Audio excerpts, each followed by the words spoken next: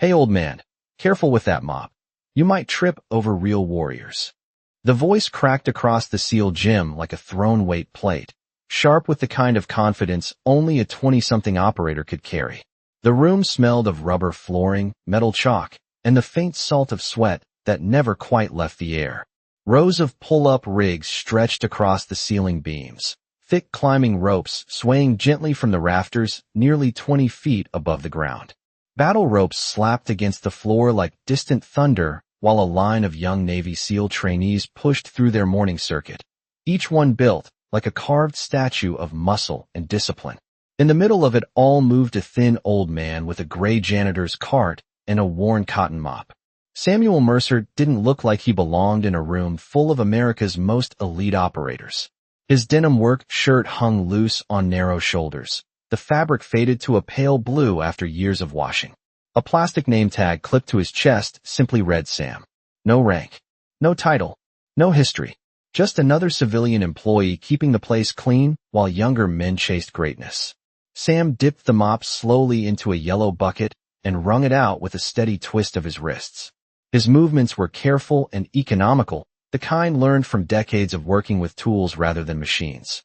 The fluorescent lights above the gym hummed quietly, reflecting across the polished steel of barbells stacked along the racks. Petty Officer Blake Turner wiped chalk from his hands and stepped forward, towering over the old man by nearly a foot. Turner was 26, 6'3", and proud of every inch of it. He nodded toward the floor Sam had just finished cleaning. "You missed a spot," he said loudly enough for the rest of the team to hear. A few operators glanced over while holding plank positions or catching their breath between sets. One of them smirked. Another chuckled under his breath. In a place like this, hierarchy was obvious even without stripes. Turner nudged the mop bucket with the toe of his training shoe, pushing it several feet across the rubber floor so the wheels rattled. Water sloshed softly against the plastic sides. "Careful, Grandpa," he added with a grin. "This isn't the bingo hall." The comment drew a ripple of laughter from the men around the squat racks. Sam Mercer didn't answer. He walked calmly to the bucket, rolled it back into place, and set the mop down again with quiet precision. The old man's hands were veined and weathered, the skin rough like sun-dried leather. But they didn't tremble, not even slightly. Turner watched him for a moment, almost puzzled by the lack of reaction. Most civilians who stepped inside the SEAL gym either stared in awe or rushed to get out of the way. This old janitor didn't either. He simply worked. Around them, the rhythm of training continued. A kettlebell thudded against the floor. A rope snapped through the air as someone finished a double arm slam. Somewhere near the back wall, a digital timer beeped as another round ended. Sam bent slightly to wipe a patch of sweat from beneath a bench press station. As he reached forward, the collar of his faded work shirt shifted just enough for a thin line of dark ink to peek out from the side of his neck. It was old ink, faded almost blue with age. And it wasn't a design anyone in the room recognized, at least not yet. Blake Turner noticed it first. He leaned down slightly, squinting at the mark with a crooked smile forming on his face. "Well, look at that," he said, pointing casually toward Sam's neck. "Didn't expect the janitor to have a tattoo." The laughter around the room started again, louder this time. But near the pull-up rig, Chief Petty Officer Miguel Ramirez had gone very still. Because in a gym filled with the toughest operators on the planet, he had just glimpsed something that absolutely did not belong on the neck of a quiet old janitor pushing a mop. The laughter lingered in the air for another moment before fading into the steady rhythm of training again, but Blake Turner was not finished. He stepped closer, tilting his head slightly, as if inspecting a curiosity in a museum display. The old janitor had already returned to mopping beneath the squat rack, the mop sliding slowly across the black rubber floor while droplets of water caught the white glare of the overhead lights. Turner folded his arms across his chest. "That is some ink you got there," he said with a smirk. "Did you pick that up during spring break back in the 70s? A few of the younger operators chuckled again while they leaned against barbells or shook out their arms between sets. To them, it was harmless teasing, the kind that filled every locker room and training floor in the military. Sam Mercer did not respond. He finished the square of flooring in front of him, wrung the mop once more, and guided the bucket a few feet farther along the aisle between two lifting stations. His movements remained steady and quiet, the the same patient rhythm he had kept since the moment he walked into the gym that morning. Blake Turner followed him, curiosity mixing with the playful arrogance that came naturally to someone who had spent the last several years proving himself among elite operators. "You hear me, Sam?" Turner said louder now, glancing around as if inviting the others to watch. "That tattoo looks older than this building." Sam paused briefly, just long enough to set the mop upright beside the bucket. The gym around them hummed with life. A heavy barbell clanged against a rack. A row of kettlebells rolled slightly when someone set one down too quickly. The digital wall clock above the door flashed 6:38 in red numbers. Morning training was only halfway finished. Sam reached down to adjust the position of a bench that had drifted a few inches out of line. As he did, the collar of his shirt shifted again, exposing a little more of the faded symbol beneath the skin of his neck. It was not a large tattoo, just a compact mark made from thick lines of dark ink that time had softened into a deep blue. The shape was strange, circular at first glance, but not perfectly round. Within it were angled lines that formed a pattern almost like a compass star. Not decorative, not trendy, something older. Turner crouched slightly, studying it with a crooked grin. "You know," he said, "that actually looks kind of serious. Like something a biker gang would use." The comment drew another ripple of laughter. One of the operators near the rowing machines shook his head and muttered something about old sailors and bad decisions. But near the pull-up rig, Chief Petty Officer Miguel Ramirez had not laughed. He had not moved at all. Ramirez had spent more than 2 decades in naval service, long enough to recognize the difference between meaningless tattoos and the quiet marks men carried from another life. He watched Sam Mercer carefully now, paying attention to the way the old man stood, the way his shoulders remained relaxed even while a group of young SEALs joked around him. There was something about that stillness that did not fit the image of a simple maintenance worker. Turner straightened again and gestured toward the mop bucket with his chin. "Come on, Sam," he said, his voice playful but edged with that familiar confidence. "You cannot just show up in the SEAL gym with secret tattoos and expect nobody to ask questions." Sam Mercer met his eyes for the first time. The look lasted only a second, but it carried a quiet calm that made Turner hesitate without understanding why. Then the old man lowered his gaze again, picked up the mop, and resumed cleaning the floor as if the conversation had already ended. Across the room, Ramirez slowly exhaled through his nose, his eyes fixed on that faded symbol. Because he had seen something like it once before, years ago, in a briefing that had lasted less than 5 minutes, and ended with a single instruction that nobody in the room would ever forget. "If you ever see this mark outside a classified file, you do not ask questions. You call your commander immediately." Chief Petty Officer Miguel Ramirez had not moved from his position near the pull-up rig, but his mind was no longer inside the gym. The sounds around him continued as they always did during morning training. Steel plates clanked together as another set ended. A rowing machine hummed steadily in the corner. Someone dropped onto a mat and began counting push-ups out loud. Yet Ramirez barely heard any of it. His attention remained locked on the faded ink along Samuel Mercer's neck. The mark was partially hidden again now that the old janitor had straightened his collar, but Ramirez had already seen enough. Years earlier, during a briefing that most of the room had dismissed as obscure naval history, a photograph had appeared on a screen for less than 30 seconds. The officer presenting it had spoken very calmly, while explaining that certain units existed for only a short time and then disappeared from every official record. Their missions were not discussed, their members were rarely named, and the only trace left behind was a small symbol used internally among the operators themselves. Ramirez remembered the shape perfectly because the presenter had ended that briefing with a warning. "If you ever encounter that mark outside classified material, you notify command immediately, and you do it quietly." Across the gym, Blake Turner was still studying the old man with open curiosity. "You know what?" Turner said, wiping his hands on a towel slung over his shoulder. "I bet there is a story behind that thing." He gestured casually toward Sam's neck again. "Come on, Sam. Do not tell me you walked into the SEAL gym with secret ink and expect nobody to ask." The younger operators nearby leaned against racks and benches, enjoying the moment. To them, the situation still felt like harmless locker room teasing. Sam Mercer dipped the mop back into the bucket and pressed it against the wringer with steady pressure. Water trickled down the plastic grooves with a soft splash. When he lifted the mop again, his voice came out calm and quiet. "Just an old mark," he said. "Nothing anyone here needs to worry about." The answer only fueled Turner's curiosity. He stepped around the bucket and leaned slightly closer, squinting at the edge of the collar where the faint blue lines had disappeared. "That does not look like nothing," Turner said. "That looks like some kind of unit symbol." Sam did not answer again. He pushed the bucket forward a few feet and continued along the aisle between lifting stations, cleaning a trail of chalk dust and footprints left behind by the morning workout. Watching him move, Ramirez noticed something else that made the uneasiness in his chest grow heavier. The old man walked through the gym with the awareness of someone who had spent years inside rooms like this. His eyes moved briefly over the racks, the rope stations, the pull-up bars mounted high along the ceiling beams. Not with curiosity, with familiarity. Ramirez stepped away from the rig and crossed the floor slowly until he stood within a few yards of the janitor.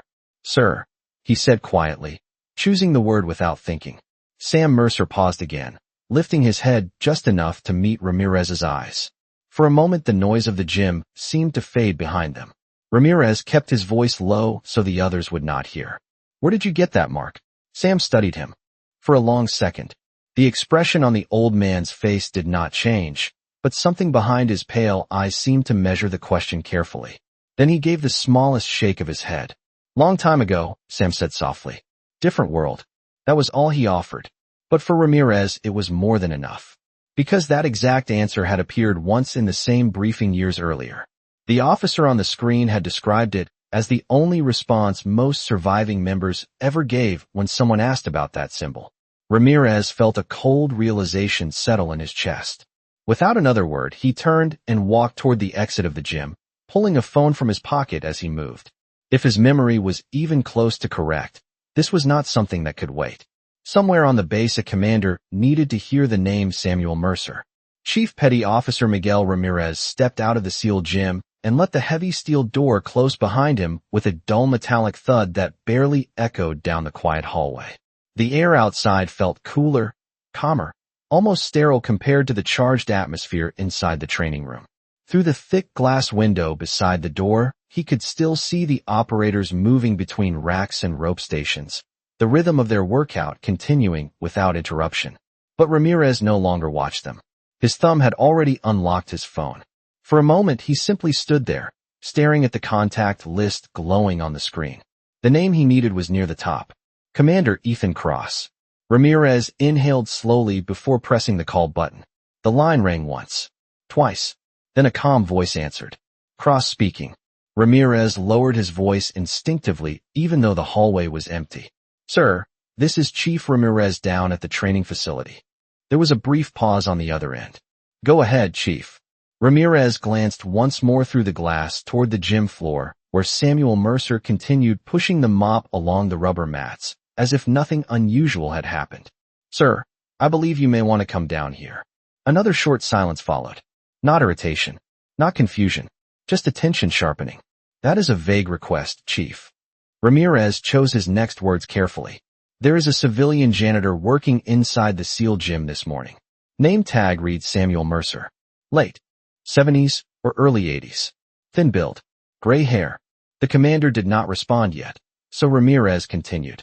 "Sir, he has a tattoo on the left side of his neck. Faded blue ink. Circular mark with internal star lines." On the other end of the call, the silence stretched a little longer this time. Ramirez heard a faint sound like a chair shifting. Then Commander Cross spoke again, his voice noticeably lower. "Repeat that description." Ramirez did. Slowly. Every detail. When he finished, the hallway seemed to grow even quieter. Cross exhaled once. "Chief, are you absolutely certain about what you saw?" Ramirez did not hesitate. "Yes, sir." Inside the gym, Blake Turner had not lost interest. The younger operator had walked alongside Sam again, still wearing that half-amused grin that came from believing the situation was nothing more than friendly teasing. Turner picked up a thick coil of battle rope from the floor and let it drop with a heavy thud. "You know something, Sam," he said, loud enough for several teammates to hear. "Most guys with tattoos like that have stories to go with them." Sam Mercer paused briefly beside the rope station, resting both hands on the mop handle. The fluorescent lights reflected faintly in his pale eyes as he looked at the younger man. Most stories are not meant for a gym floor, he replied quietly. The calm answer only made Turner shake his head with a laugh. Come on. You are surrounded by Navy SEALs. You can trust us with a little mystery. Across the room, several operators leaned casually against racks and benches, listening with interest. To them, the exchange still felt harmless, just another moment of humor during training. Outside, the gym chief Ramirez listened carefully to the voice on the phone again. When Commander Cross finally spoke, the tone had changed completely. Chief, I want you to stay exactly where you are. Yes, sir. Do not draw attention to the situation. Do not question the man further. Ramirez nodded instinctively even though the commander could not see him. Understood, sir. The next words came slowly and with unmistakable weight. I'm on my way down there now. Ramirez ended the call and slipped the phone back into his pocket. Through the glass window, he could see Samuel Mercer pushing the mop toward the center of the gym again while Blake Turner continued talking beside him. None of the younger operators had any idea that somewhere above them a commander had just stood up from his desk and begun walking quickly toward the training floor. Inside the SEAL gym, the rhythm of training rolled forward without hesitation, the steady pulse of effort echoing through the large room. The thick rubber floor absorbed the impact of dropping weights, while the faint scent of chalk drifted through the air under the hum of the fluorescent lights.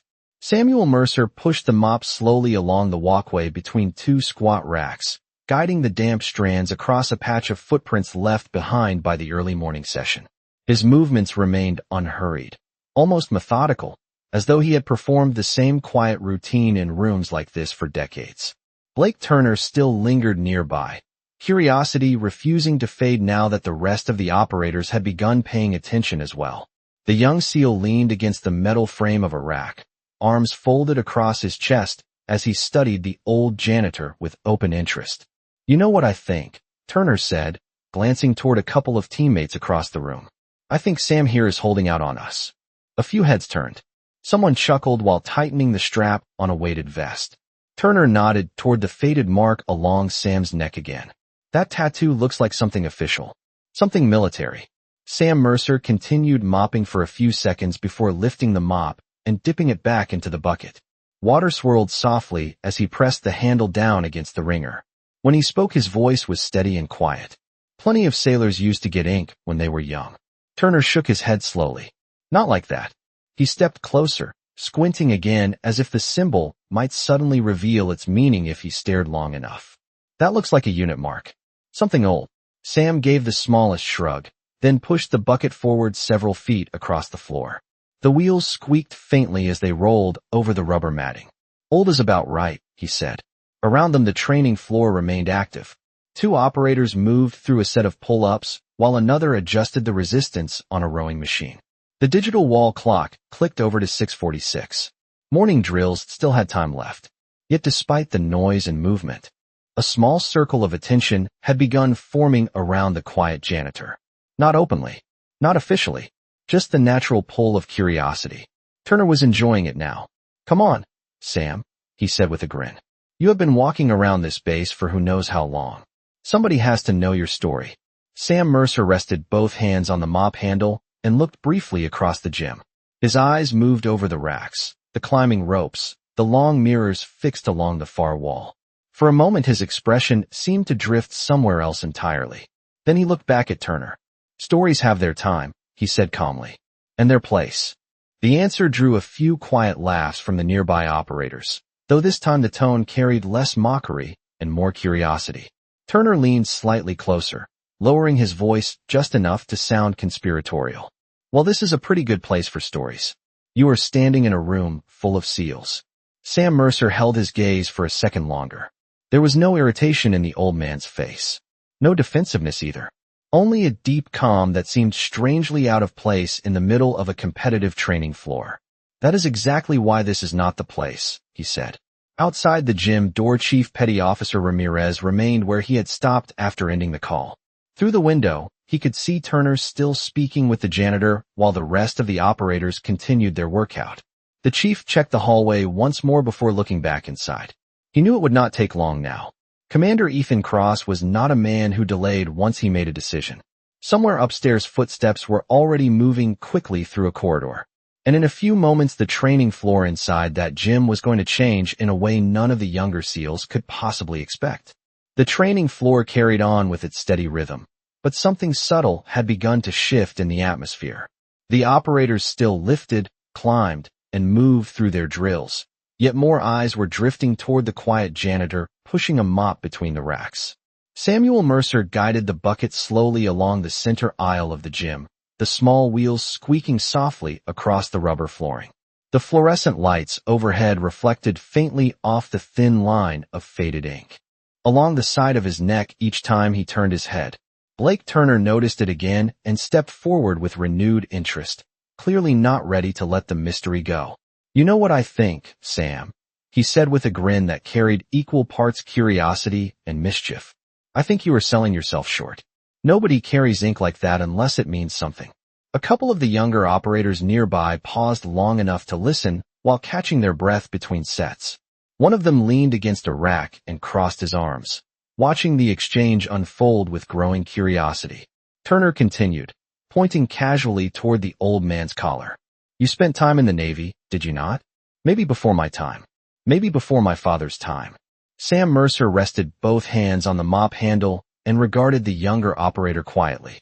For a moment, the only sound between them was the distant hum of a rowing machine and the faint slap of battle ropes striking the floor across the room. "Long time ago," Sam said again. "Different Navy." Turner laughed softly at that answer, shaking his head as though the old man was deliberately dodging the conversation. "That sounds exactly like something a retired sailor would say," he replied. "But I still think there is more to it."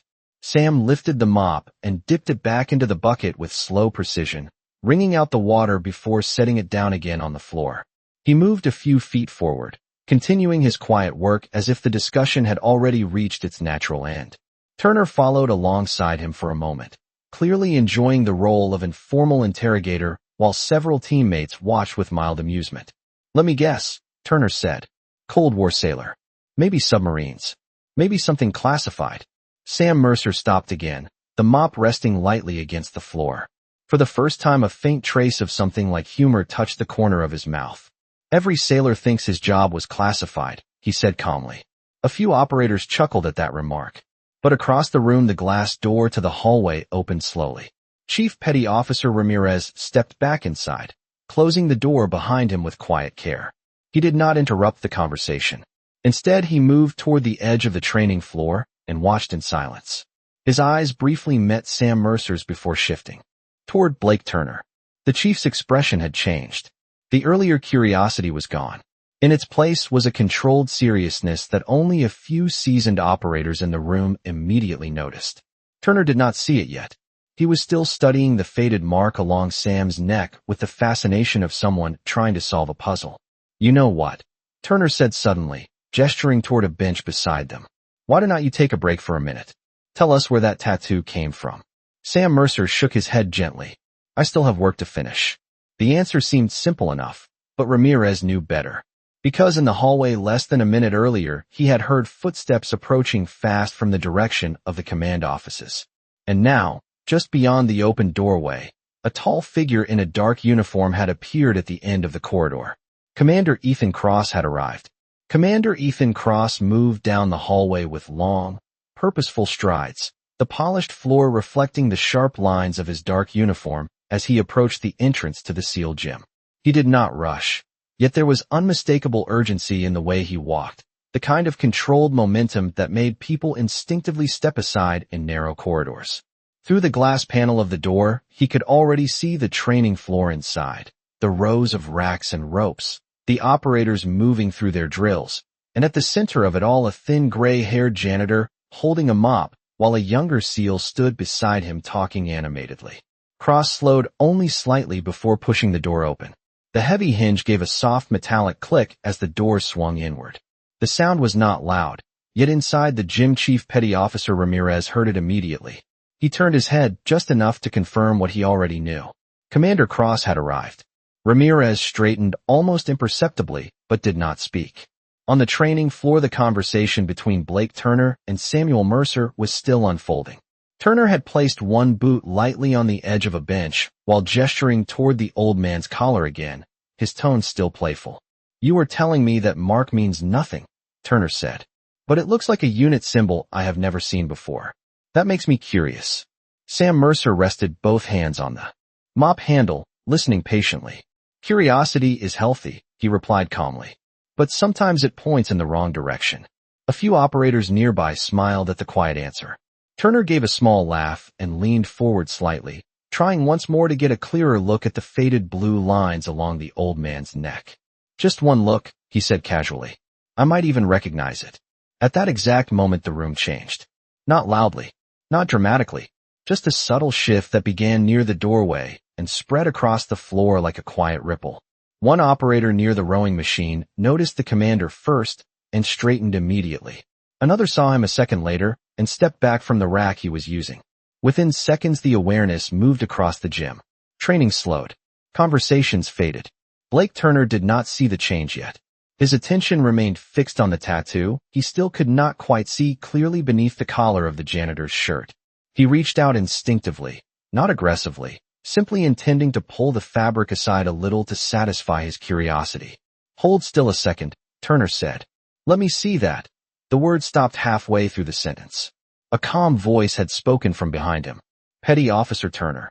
The tone was not loud, yet it carried across the gym with unmistakable authority. Turner froze instantly. Every SEAL in the room knew that voice. Slowly he turned around. Commander Ethan Cross stood just a few feet away, his expression composed but unreadable as his eyes moved briefly from Turner to the old man holding the mop. The gym had gone completely silent. The ropes hung motionless from the ceiling beams. The only sound left was the faint ticking of the digital clock on the wall. Turner straightened automatically. "Commander," he said, surprised by the sudden appearance. Cross did not answer immediately. His gaze had already settled on Samuel Mercer. For a long moment neither man spoke. The commander's eyes moved slowly to the side of the old janitor's neck where the faded symbol was partially visible beneath the collar. Something in Cross's expression changed the instant he saw it. Not shock, not confusion, recognition. And suddenly the silence inside that gym felt much heavier than anyone expected. Commander Ethan Cross did not speak immediately. The silence inside the gym deepened as every operator watched him study the faded blue symbol along the side of Samuel Mercer's neck. The commander stepped closer, his boots making a soft sound against the rubber floor. Blake Turner instinctively stepped aside, suddenly aware that something about this moment had shifted far beyond casual curiosity. Cross stopped directly in front of the old janitor, his eyes fixed on the mark for several long seconds. The fluorescent lights above reflected faintly against the thin lines of the tattoo, revealing its full shape now that Mercer's collar had shifted slightly. It was a simple design, but unmistakably precise, the circular outline surrounding the star-like pattern inside. Anyone unfamiliar with it would have seen only a faded piece of ink. Commander Cross saw something entirely different. When he finally spoke, his voice was quiet, but carried the weight of absolute authority. "Where did you serve?" The question hung in the air. Samuel Mercer rested both hands on the handle of the mop and regarded the commander calmly. The old man did not look surprised to see him. If anything, there was the faintest trace of recognition in his pale eyes. "A long time ago," Mercer replied gently. "Different era." Several operators shifted their weight slightly, exchanging puzzled glances. Turner stood completely still now, the earlier humor gone from his face. Commander Cross did not react to the vague answer. Instead, he took one step closer, lowering his voice just enough that the words felt personal rather than official. "Sir," he said slowly, "that mark is not from any era most people remember."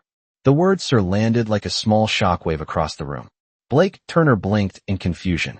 Chief Ramirez watched silently from the edge of the floor, arms folded, already knowing what the commander had seen.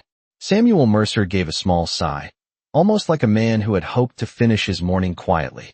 His hand lifted briefly to adjust the collar of his shirt, but not enough to hide the symbol completely. Commander Cross's eyes followed the motion and then returned to Mercer's face. For a moment, the two men simply looked at each other, one dressed in a commander's uniform and the other holding a mop beside a plastic bucket of water. Then Cross straightened fully. His posture became rigid in a way that every operator in the room recognized immediately. Without another word, he brought his right hand up in a sharp, precise motion and held a formal salute. The gesture froze the entire gym. Not a casual nod, not a friendly greeting. A full military salute delivered with absolute respect. Blake Turner felt the air leave his lungs as realization began creeping into his mind. Around the room, the operators who had been watching slowly mirrored the commander's posture, their own confusion mixing with instinctive discipline. Samuel Mercer looked at the raised salute for a moment, the lines on his weathered face softening slightly. He did not rush to respond. Instead, he set the mop carefully against the side of the bucket and straightened his back with quiet dignity. Then, with calm precision that seemed practiced long ago, the old janitor returned the salute. For a long moment, the gym remained frozen in silence. Commander Ethan Cross held his salute steady, his posture rigid with the kind of discipline every operator in the room understood instinctively. Across from him, Samuel Mercer returned the salute with the calm precision of a man who had performed the motion countless times in another lifetime. The fluorescent lights hummed quietly above them, while the digital clock on the wall ticked forward 1 second at a time. When Mercer finally lowered his hand, the commander followed a moment later, but the weight of the gesture still lingered in the air like an echo that had not yet faded. Around the room, several SEAL operators slowly relaxed their posture, though none of them spoke. Blake Turner stood near the bench where he had been leaning earlier, his mind racing as he tried to understand what had just happened. He looked from the commander to the quiet janitor, and then back again, the puzzle pieces finally beginning to settle into place. Commander Cross took a slow breath before addressing the room. His voice was calm, but carried clearly across the training floor. "Petty Officer Turner." Turner snapped fully upright. "Yes, sir." The commander did not raise his voice. "Step back." Turner obeyed immediately, taking 2 careful steps away from Samuel Mercer. The commander then turned his attention back to the old man standing beside the mop bucket. For a brief second, Cross seemed to search for the right words. Finally, he spoke with measured respect. "Mr. Mercer, I was not aware you were working on this base." Mercer gave a small shrug, almost embarrassed by the attention now focused on him. "Just keeping busy," he said quietly. "Old habit." Several operators exchanged looks of disbelief. Commander Cross nodded slowly, as if that answer confirmed something he already suspected. He turned his head slightly toward the rest of the room. "Listen carefully," he said. The tone was not harsh, but every man present immediately focused on him. "The mark you see on Mr. Mercer's neck belongs to a unit that existed before most of you were born." He paused briefly, letting the statement settle.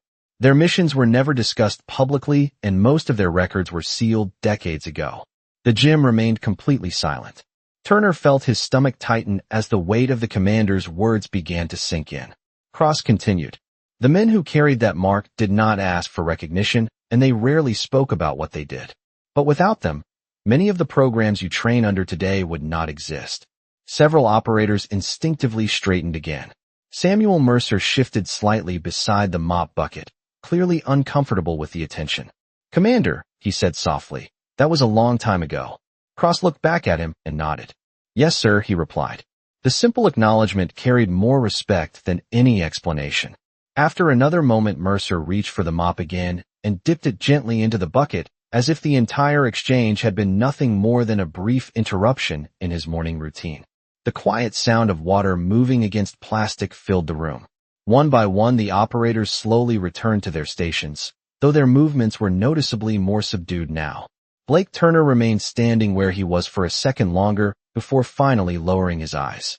Across the floor, Samuel Mercer resumed cleaning the same path he had been working on earlier, guiding the mop across the rubber surface with steady patience.